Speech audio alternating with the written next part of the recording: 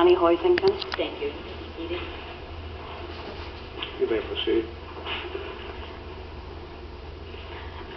On November 5th, 1974, my husband and I welcomed our first daughter into this world.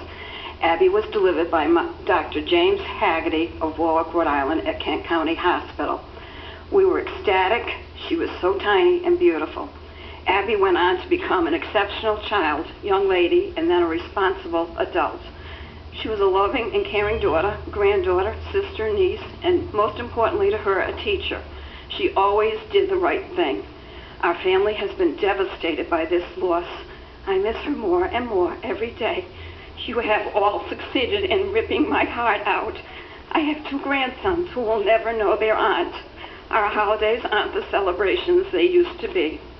She received her master's degree in special education posthumously from Rhode Island College, and we were not able to celebrate with her after all of her hard work.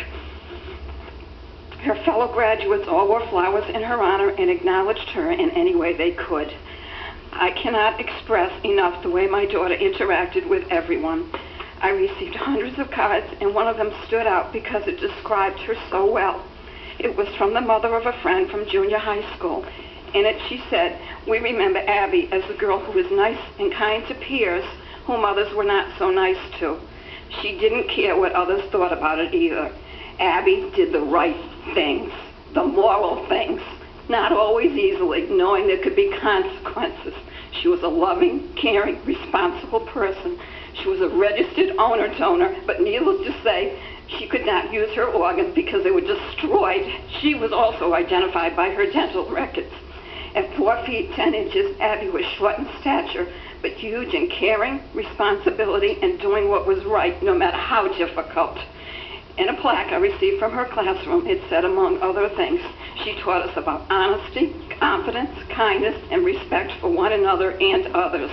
She had morals, and she practiced them. I wish others could say the same. Responsibility is something we taught our children from a young age, and my daughter will be so saddened to see what people will do to avoid or accept their responsibilities. Lastly, I would like to thank you, Judge Derderian, for deciding for me, my family, and all the other families that we could not go through the trauma of a trial. Our lives have been permanently altered, and we feel we were not given the opportunity to have any sort of closure if there were such a thing of closure. We followed the rules, and we were betrayed by the very system meant to protect all of us. Thank you very much, ma'am. There's been much said about this court's comment in the letter that I felt that going through a trial would be very traumatic for all. That by no means was the seminal nor only reason why I accepted this plea today, and it's unfortunate that it's been seized upon by all. It certainly is a factor that I considered, and I'll have more to say about that later.